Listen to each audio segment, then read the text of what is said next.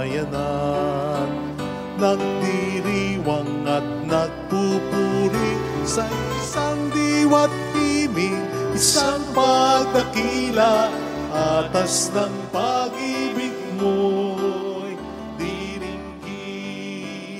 Sa isang diwa't himig, isang pagdakila, atas ng pag-ibig mo'y diringgin.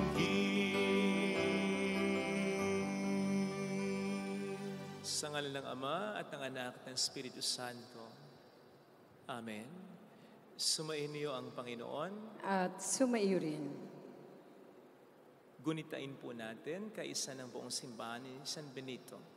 Hilingin natin ang kanyang panalangin, matutunawa tayo sa kanyang halimbawa. At upang tayo maging marapat, alin at magsisimuna para sa ating mga kasalanan at pagkukulang.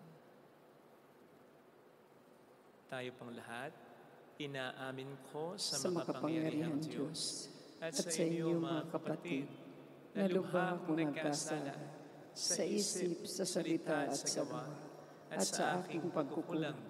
Kaya isinasamo ko sa mahal na Birheng Maria, sa lahat ng mga anghel at mga banal, at sa inyong mga kapatid, na ako'y ipanalangin sa Panginoong ating Diyos. Kaawaan tayo na mapagmahal na Diyos, patawarin sa ating mga sala, at patnubayan hanggang sa buhay na walang hanggan. Amen. Panginoon, kaawaan mo kami. Panginoon, kaawaan mo kami. Kristo, kaawaan mo kami. Kristo, kaawaan mo kami. Panginoon, kaawaan mo kami. Panginoon, kaawaan mo kami. Yumuko tayo, maaaring ibulong sa Panginoon ang ating intensyon. Dasal natin ang mga OFW, mga tumutulong sa atin. Ang mga may sakit, pati na ang mga nagtatakoy at nag-aalaga sa kanila.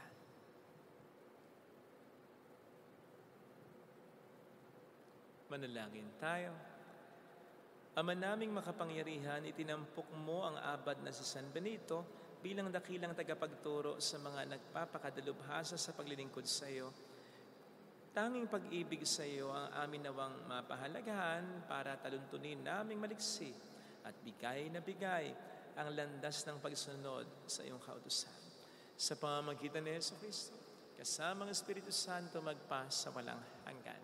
Amen.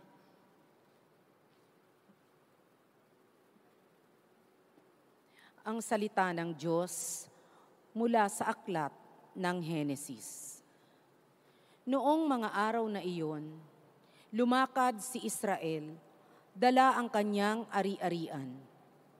Pagdating sa Berseba, nagandog siya sa Diyos ng kanyang amang si Isaac. Pagsapit ng gabi, tinawag siya ng Diyos sa isang pangitain. Jacob, Jacob.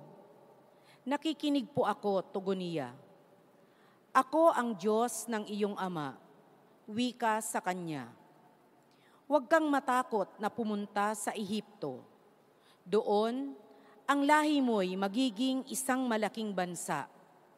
Sasamahan ko kayo roon at ibabalik na muli rito. Nasa piling mo si Jose pag ikaw ay namatay. Mula sa Berseba, naglakbay si Jacob. Siya at ang kanyang mga apo at mga manugang ay isinakay ng kanyang mga anak sa mga karitong ipinadala ng Paraon. Dinala rin nila sa Ehipto ang mga hayop at ari-arian nila sa Kanaan. Kasama nga niya ang kanyang mga anak, mga manugang at mga apo. At si Juda ay sinugo ni Israel kay Jose upang siya'y salubungin. Dali-daling ipinahanda ni Jose ang sasakyan niya at sinalubong ang kanyang ama sa Gosen. Nang sila'y magkita, agad niyang niyakap ang kanyang ama at napaiyak siya sa tuwa. Sinabi naman ni Israel, "Ngayoy, handa na akong mamatay, pagkat nakita na kitang buhay." Ang salita ng Diyos. Salamat sa Diyos. Nasa Diyos ang kaligtasan ng mga matuwid at banal. Nasa Diyos ang kaligtasan ng mga matuwid at banal. Umasa ka sa Diyos ang mabuti gawin at manahan kang ligtas sa lupain. Sa Diyos mo hanapin ang kaligayahan, at ang pangarap mo'y iyong makakamtan. Nasa Diyos ang kaligtasan ng mga matuwid at banal. Iingatan ng Diyos, yaong masunurin. Ang lupang minanay di na babawiin. Kahit na sumapit ang paghihikahos, di mararanasan nila ang magdahop. Nasa Diyos ang kaligtasan ng mga matuwid at banal. Ang mabuti gawin, masamay itakwil, at mananahan kang lagi sa lupain. Pagkat yaong bayang wasto ang gawain ay mahal ng puon, hindi itatakwil. Sila'y iingatan magpakailanman, ngunit ang masama ay ihiwalay. Nasa Diyos ang kaligtasan ng mga matuwid at banal. Ililigtas ng Diyos ang mga matuwid. Iingatan sila pag naliligalig. Ililigtas sila at kanyang tutulungan. Laban sa masama, ipagsasanggalang, sapagkat sa puon, nangungubling tunay. Nasa Diyos ang kaligtasan ng mga matuwid at banal.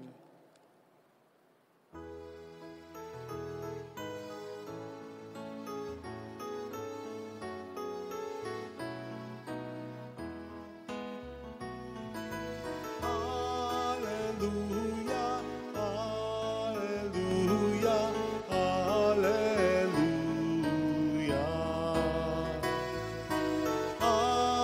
Hallelujah, hallelujah, hallelujah.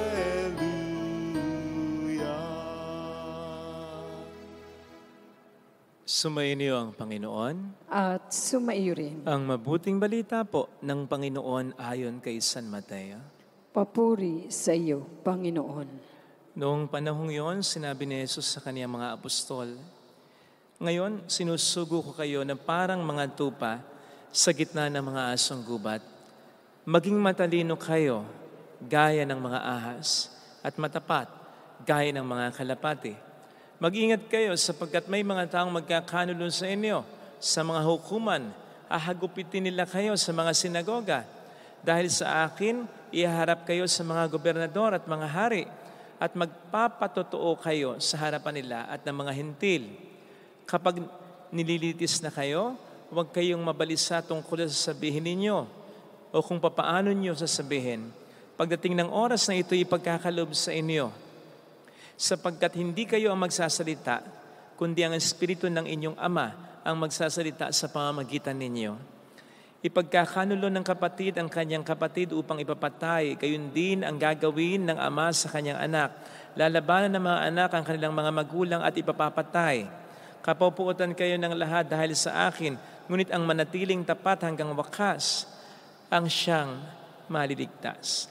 Kapag inuusig nila kayo sa isang bayan, tumakas kayo sa kasunod. Sinasabi ko sa inyo, hindi pa ninyo napupuntahan ang lahat ng bayan ng Israel, ay darating na ang anak ng tao." Mga kapatid, ang mabuting balita ng Panginoon. Pinupuri ka namin, Panginoong Jesucristo. Welcome sa Our Lady of Lazaret, Quasay Parish, kung saan ayos lang umiyak. Nasamahan tayo ng mahal na ina sa pag-iyak at sa pagdarasal upang maging maayos ang lahat. May nasabihan na po ba kayong ahas? Wala pa sana. O, nasabihan na po ba kayong ahas ka? Mas lalong wag naman sana. Sapagkat alam natin, pare-pareho ang ibig sabihin ito. Ang ahas ay hindi lamang yung literal na reptile na walang mga paa at braso, kundi ito rin ay pwedeng magpatungkol sa isang tao na taksil, mapanlinlang, walang iya at mapanloko. Kaugnay nito, nagkalat din ang pagkabanggit sa ahas sa banal na Biblia na tumutukoy sa ibang mga pangit na katangian, disposisyon, ugali ng tao. Katulad na lamang mismo sa Mateo 3:7 ng ating Panginoon Jesucristo, ang siyang nagsabi patungkol sa mga Saduceo at Pariseo, "Mga lahi kayo ng ulupong." Nauulitin pa niya, sa Matthew 12:34. So nakakagulat ito sa ating narinig na ebanghelyo na tumulad daw tayo sa pagiging matalino ng ahas, sabi ng ating Panginoong Jesucristo. Well, siguro ang isa sa pinakaunang dapat nating tandaan para mas ma-appreciate natin ito ay ang Panginoon ay mabuti. Never niya tayong pag-iisipin, pag-asalitain, paggagawin ng masama. Kaya itong sinasabi niya sa ating gospel reading, that we be shrewd as serpents, ay siguradong mabuti rin ang kanyang ibig sabihin. Besides, ang snake, katulad ng ibang mga animals, ay hindi likas na masama. Baka nakakalimutan po ninyo na sa Genesis 1:25 ay sinabi ron na nilikha ng Diyos ang lahat ng uri ng hayop, maliit man o malaki, mabangis man at maamo. And then, sasabihin sa verse 31, God saw all He had created and it was very good. And this, of course, includes snakes. Kasama ang ahas sa kanyang mga nilikha at mabuti katulad ng ibang mga nilikha. In fact, snakes have an important part into our ecosystem. Sila ang mga kumakain ng daga, ng ipis, ng mga insekto, mga garapata, na kung hindi masusugpo ang lobis na pagdami, ay magbibigay sa atin ng matinding problema. May buti ang ahas, may silbi ang ahas. Nagamit lang talaga ang mga maganda sanang katangian ng ahas para i-describe ang mga hindi magagandang katangian ng tao, katulad na lamang ng pagiging shrewd nito. Ang pagiging shrewd o mautak, wise, ay totoo na po pwedeng gamitin upang i-describe ang isang hindi magandang katangian ng tao, lalo pat yung pagiging shrewd sa negosyo, sa trabaho, sa relasyon, sa anumang kompetisyon upang makapanlinlang, makalamang, makaisa o makapanloko. Pero hindi ito yung pagiging shrewd na tinutukoy ng Panginoon sa Ebanghelyo na dapat nating taglayin bilang mga Kristiyano. Kung ilalagay po natin yung sinabi ng Panginoon sa konteksto na dapat tayong tumulad sa ahas, sa aspeto ng pagiging shrewd, wise, mautak o matalino. Bago ito sabihin ng Panginoon, ay sinabi muna niya sa atin na isusugo niya tayong parang mga tupa sa gitna ng mga asong gubat. And so in a way, Jesus is sending us into war. Sapagkat yun naman talaga ang sitwasyon natin bilang mga tagasunod niya. Dapat tayong makipaglaban para sa kabutihan, lalo na sa mundong ito, na palakas ang puwersa ng kasalanan o kasamaan. Pero nang sabihin ng Panginoon that we should be shrewd as serpents, ay hindi naman niya sinasabing pagtutukain na lang natin, pagtutuklawin na lang natin ang mga kumakalaban sa Panginoon natin, sa katotohanan, sa kabutihan. Hindi. Sapagkat in the first place, ay hindi naman po ganyan ang katangian ng isang ahas. Ang ahas, generally, ay hindi agresibo. Ang natural tendency niya ay lumisan, umalis, kapag nasa sa peligro. Pero, alam niyang makiramdam. Alam niyang makiramdam kung kailan siya tinatrap. Alam niyang makiramdam kung kailan siya huhulihin o kung kailan siya kakainin ng mga predators na naglipana sa kapaligiran. Kaya alam din niya kung kailan siya aalis o lilisan. Pero alam din naman ng ahas kung kailan siya kikilos para makipaglaban. At ganun din daw po dapat tayo bilang mga Kristiyano. Kaya nga kung mapapansin po nyo sa Ebanghelyo, bagamat may punto ron na dapat ng manindigan, marami naman ding sinabi na may mga pagkakataon na dapat umiiwas din tayo sa peligro, sa disgrasya. Inasmuch as hindi naman lahat ng laban ay dapat nating labanan. Sapagkat may mga laban na inaalok sa atin ng Diablo na mga distractions lamang sa tunay na laban na dapat nating panindigan. Kaya maging maingat din tayo. Huwag tayo maging napaka-agresibo, maging parang mga ahas nga po na matalino na nakikiramdam kung kailan iiwas at kung kailan dapat manindigan. No wonder, binabalance ng Panginoon yung sinabi niya dito sa atin na maging matalino tayo tulad ng ahas sa pamamagitan ng pag-asabi rin sa atin that we should become simple as doves. Maging meek din, maging mabait din, maging gentle din. Kaya lang, kung papaano ang pagiging wise natin ay hindi dapat maging equivalent sa dishonesty, ay ganun din dapat ang pagiging mabait natin. Hindi ito dapat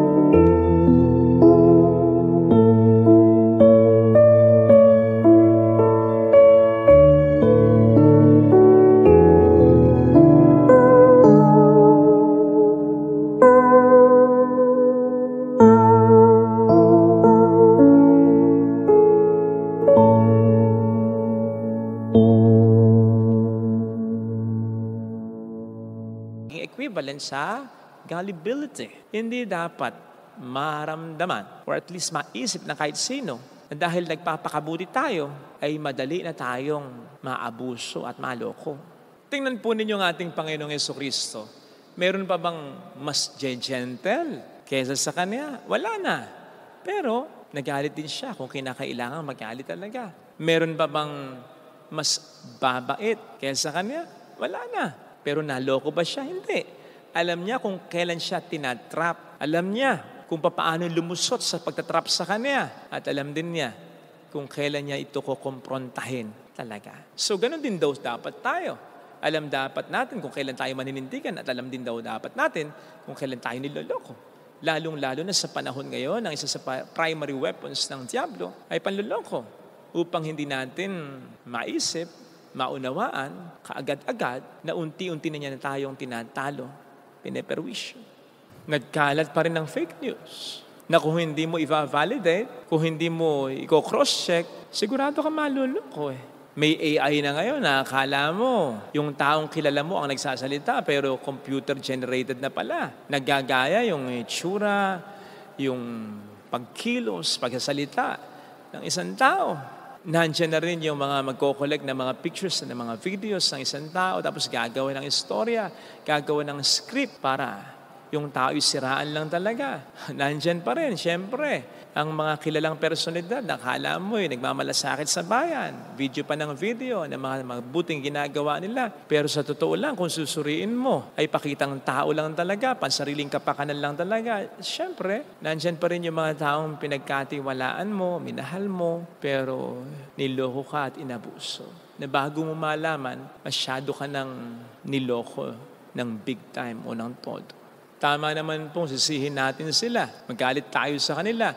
Pero tingnan din po natin ang ating sarili. Baka mayroon tayong katangian na nagiging mitsya ng pag-flourish, ng pang-aabuso, panluloko ng iba. Hindi po masama ang maging mabait, maging sobrang bait.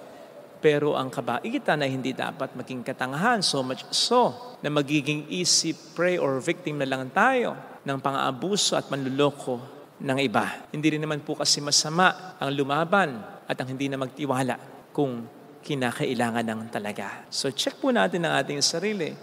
Baka tayo nga yung nagsasabi sa iba na ahas dahil tayo nilinlang nila, niloko nila. Pero tingnan din naman po natin kung tayo ba ay tumutulad sa pagiging wise, matalino ng ahas.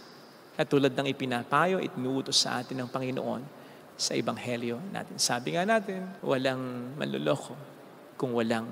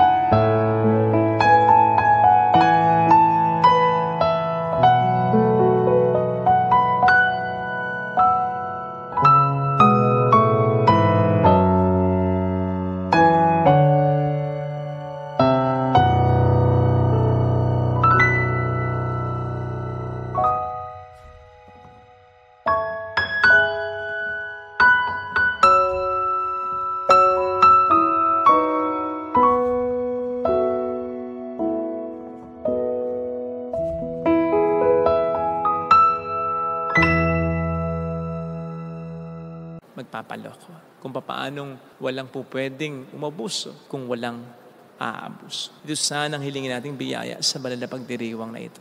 Ilagay natin ang ating kanang kamay sa tapat ng ating puso.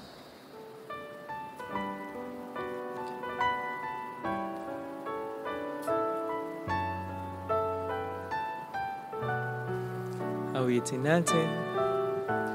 Alam kong may magagawa ang Diyos.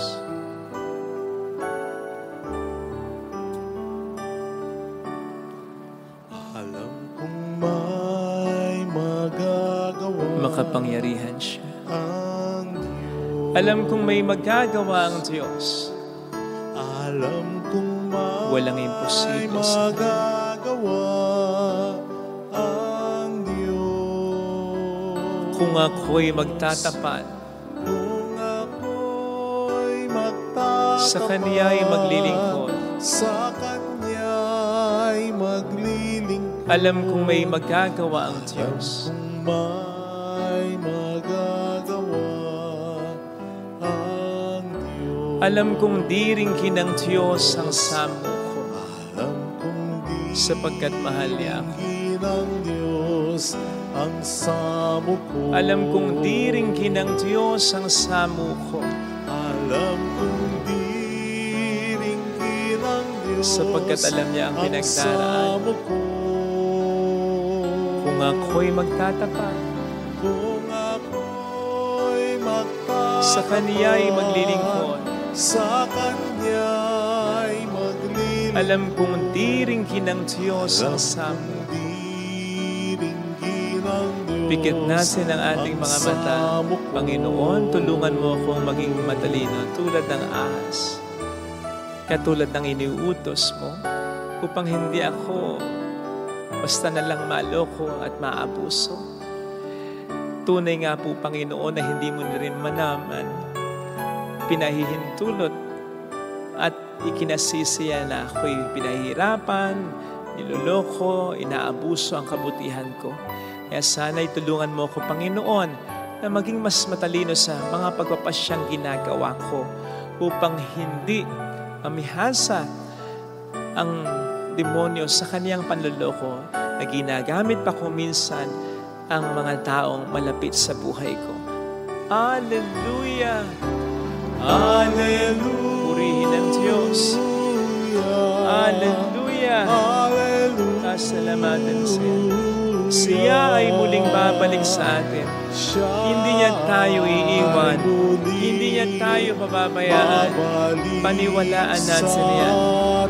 Hallelujah!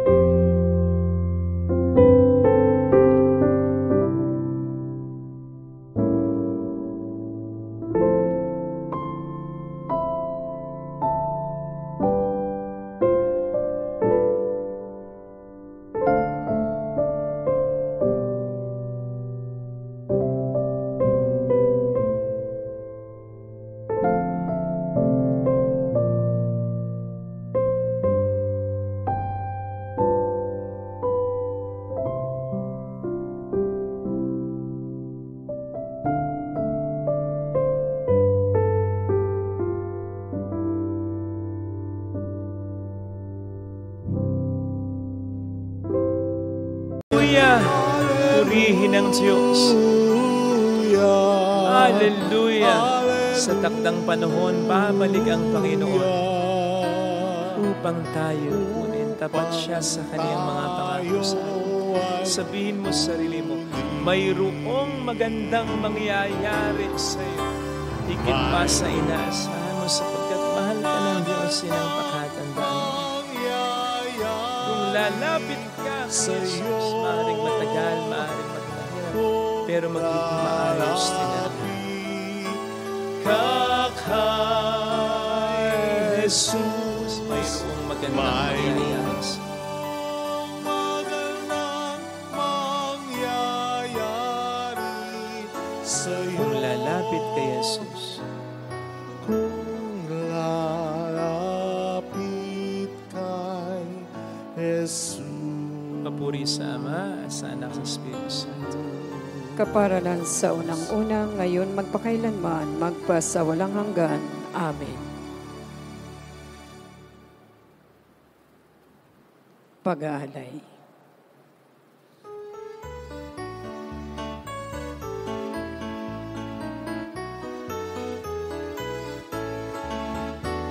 Taglay namin ngayon sa aming mga palad, sa kabutihan mo ay aming tinanggap. Kasyang tanggapin ang siya naming hangad, tinapay na bunga ng pagod at hirap, sama-samang magalay ng buong pagmamahal, sama-samang magalay ng buong pagmamahal. Alay pa rin namin sa'yo, Amang Liyak, ang alak na mula sa katahas ng ubas, na sa kalinga mo'y aming ding tinanggap. Kaya ngayon'y muling handog sa iyong hapag, sama-samang magalay ng buong pagmamahal, sama-samang magalay ng buong pagmamahal, sama-samang magalay ng buong pagmamahal.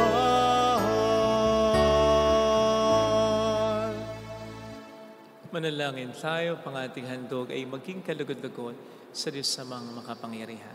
Tanggapin nawa ng Panginoon itong paghahain sa iyong mga kamay, sa kapurihan niya at karangalan sa ating kapakinabangan at sa buong sambayanan niya.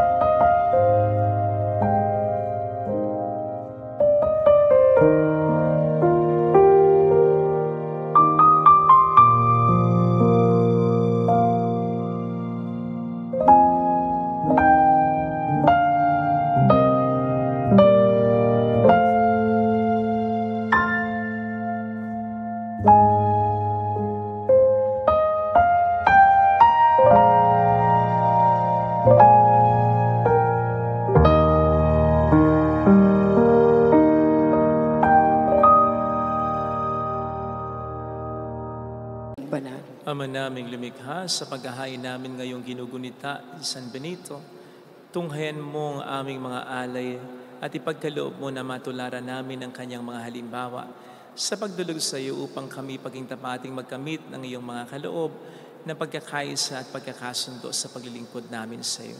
Sa pamamagitan ni Jesucristo, kasama ang Espiritu Santo magpa sa walang hanggan. Amen. Sumainyo ang Panginoon. At sumaiyo rin. Itaas sa Diyos ang inyong puso at diwa. Itinaas na namin sa Panginoon. Pasalamatan ang Panginoong ating Diyos. Marapat na siya ay pasalamatan. Ama naming makapangyarihan, tunay ang marapat na ikaw ay pasalamatan.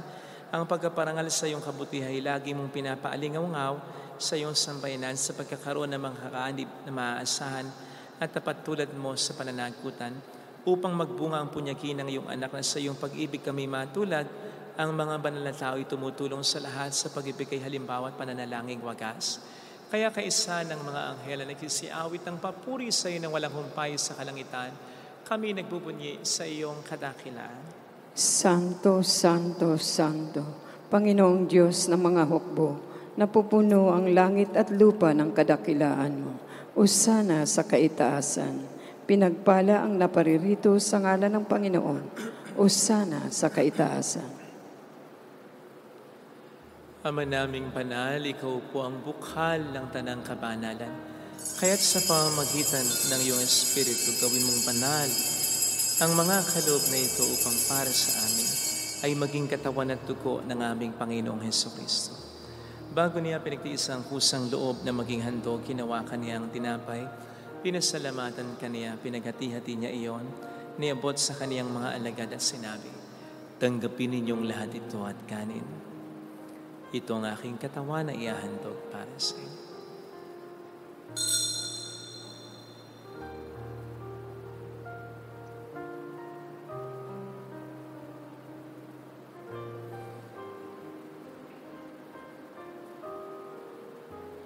Kaya din naman nang matapos ang hapunan, nawa kaniyang kalis. Muli kaniyang pinasalamatan. Iniabot niya ang kalis sa kaniyang mga alagad at sinabi, tanggapin ninyong lahat ito at inumin. Ito ang kalis ng aking dugo ng bago't walang hanggang tipan. Ang aking dugo na ibubuhos para sa inyo at para sa lahat sa ikapagpatawad ng mga kasalanan. Gawin niyo ito sa pag-alala sa akin.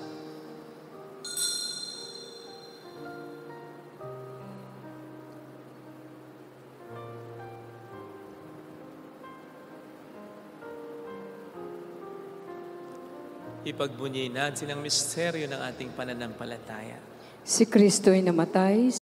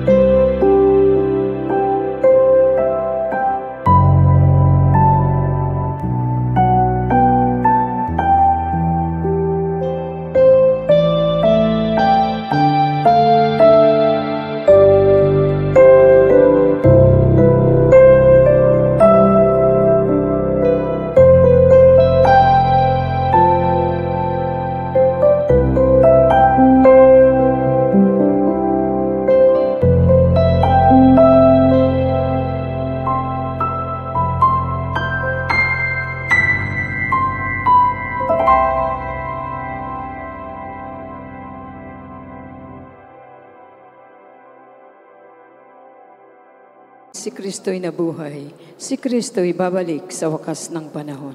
Ama, ginagawa namin ngayon ang pag-alaala sa pagkamatay at muling pagkabuhay ng iyong anak. Kaya inialay namin sa iyo ang tinapay ng buhay at ang kalis ng kaligtasan. Kami nagpapasalamat dahil kami iyong minarapat na tumayo sa harap mo para maglingkod sa iyo. Sinasamo namin kami na magsasalo sa katawan at dugo ni Kristo ay mabuklod sa pagkakaisa sa pamamagitan ng Espiritu Santo. Ama, lingapin mo ang iyong simbahang laganap sa buong daigdig. Puspusin mo kami sa pag-ibig kay San Leon na aming Papa, Dennis na aming Obispo at ang Tanang Kaparian. Alalahanin mo ang mga kapatid naming lahimlay na may pag-asang sila'y muling mabubuhay, lalo ng aming mga ipagdarasal. Saglit nating ipagdasal ang ating mga minamahal na yumang. Kaawaan mo sila at patuloyin sa iyong kaliwanagan. Kaawaan mo at paghintapatin kaming lahat na makasalo sa iyong buhay na walang wakas, kaysa ang mahal na Birhen ng Lazaret, ang ina ng Diyos, San Jose ang kabiyak ng kanyang puso, San Benito, lahat ng mga banal na buhay dito sa daigdig ng kalugod-lugod sa iyo, makipagdiwang naman namin na pag-upuri sa ikararangal mo sa pamamagitan ng iyong anak na aming Panginoong Hesukristo. Sa pamamagitan ni Kristo, kasama niya at sa Kanya, ang lahat ng parangal papuri ay sa iyo, Diyos amang makapangyarihan, kasamang Espiritu Santo, magpasawalang hanggan.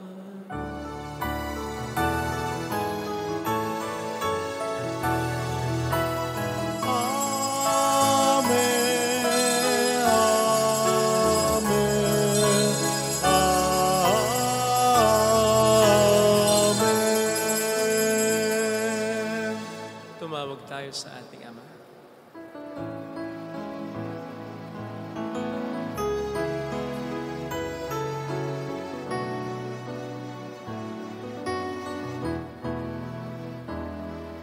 Ama namin, sumasalangit ka, sambahin ang ngalan mo,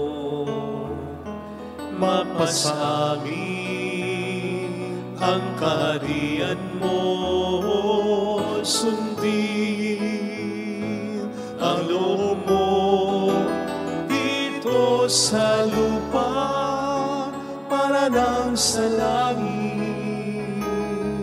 Bigyan mo kami ngayon ng aming kakanin sa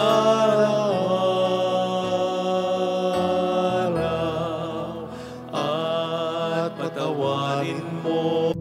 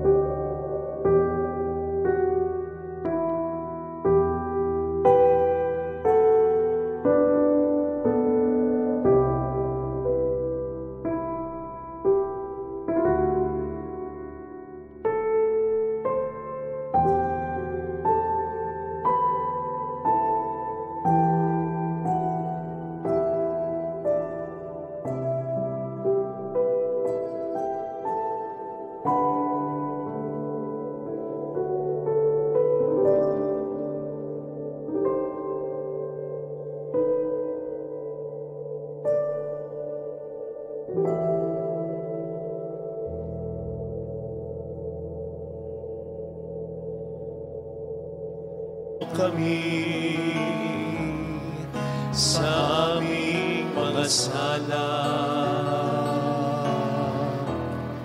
para ng pagpapatawad namin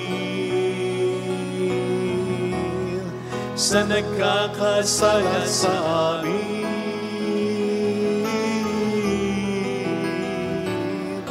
At huwag mo kaming ipahintulot sa tukso, at iadya mo kami sa lahat ng masama.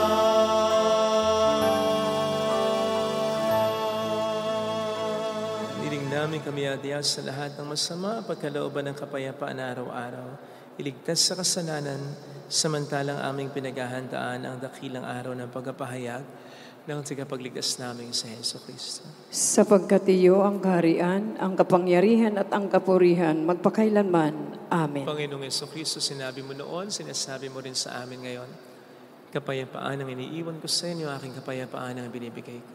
Tunghayan mo ang aming pananampalataya, huwag ang aming pagkakasala.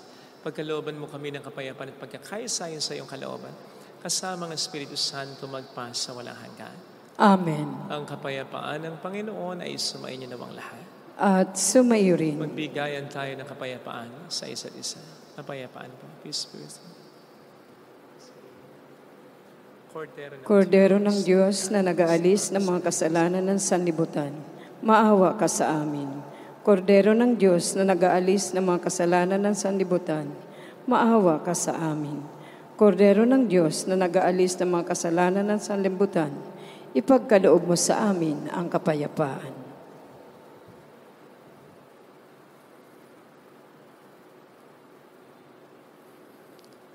Narito sa harap natin ng Panginoon ang ating buhay at kaligtasan. Mapalad tayong inaanyayahan. Panginoon, hindi ako karapat-dapat na magpatuloy sa iyo, ngunit sa isang salita mo lamang ay gagaling na ako.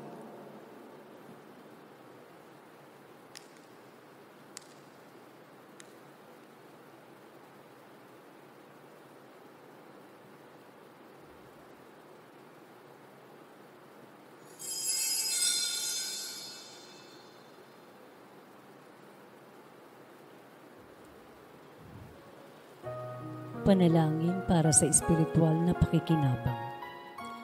Panginoong Hesus, ako ay naniniwala na ikaw ay nasa kabanal-banalang sakramento. Iniibig kita ng higit sa lahat at ninanasa kong tanggapin ka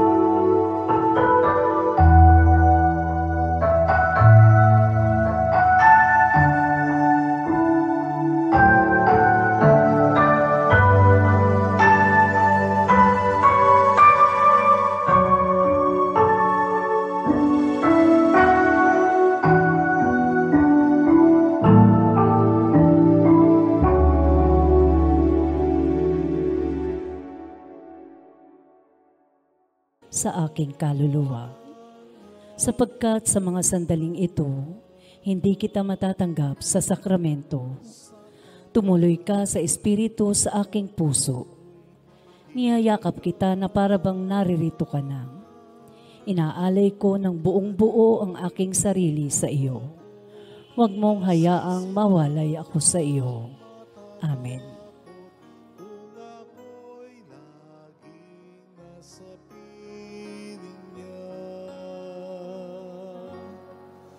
O Diyos, pakinggan mo ang aking tawag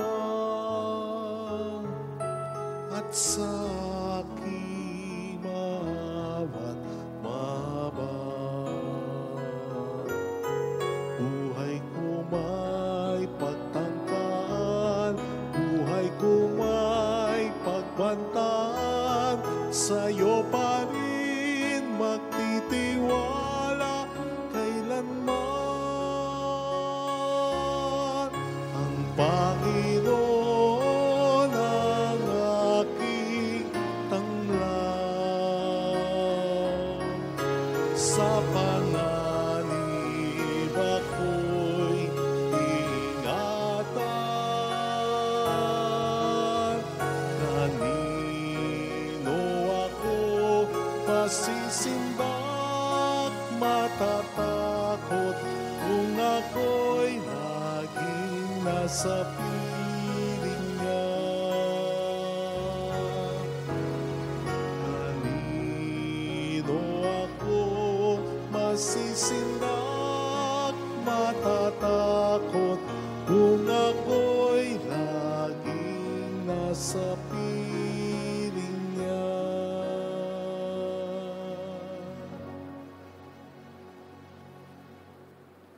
Manalangin tayo. Ama naming mapagmahal, ngayong aming napagsaluhan ang haing nagbibigay buhay, aming hinihiling na maganap namin ang itinuro ni San Benito para sa matapat na paglilingkod sa iyong gawain at sa pagmamahalan sa isa't isa bilang magkakapatid. Sa pamamagitan ni Jesucristo, kasama ng Espiritu Santo magpasa walang hanggan. Amen. Holy God, Holy Mighty One, Holy Immortal One. Have mercy on us and on the whole world. Holy God, Holy Mighty One, Holy Immortal One. Have mercy on us and on the whole world. Holy God, Holy Mighty One, Holy Immortal One. Have mercy on us and on the whole world. Jesus, King of Mercy, We trust in you. alalahanin. Alalahanin o mahal na Birhen ng Lazaret, ina ng pag-asa,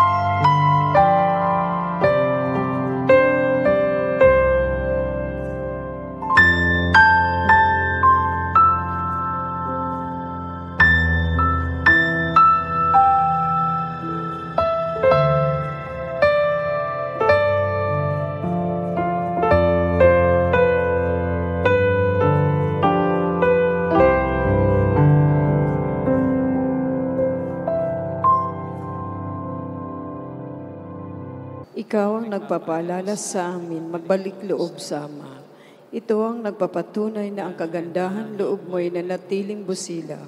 Sa pag-aaruga mo sa amin, tungkulin mo'y tinupad. Sa paanan ni Kristo, itinurin mo kaming mga tunay mong anak. Kaya ninais mong ni isa'y huwag mapahamak, maging sa iyong walang tigil na pananalangin pati luhay pumatak. Huwag naman mawala ng saysay ang iyong paghihirap.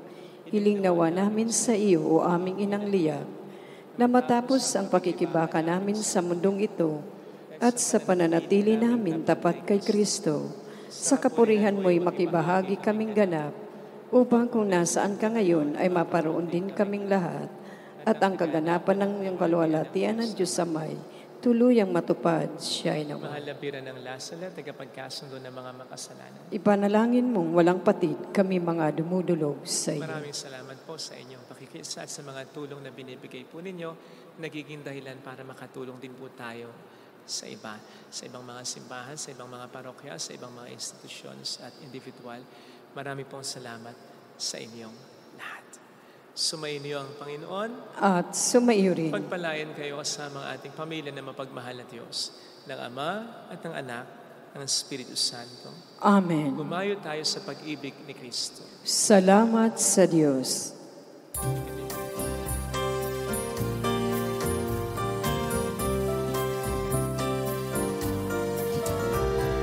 Aming iniaalay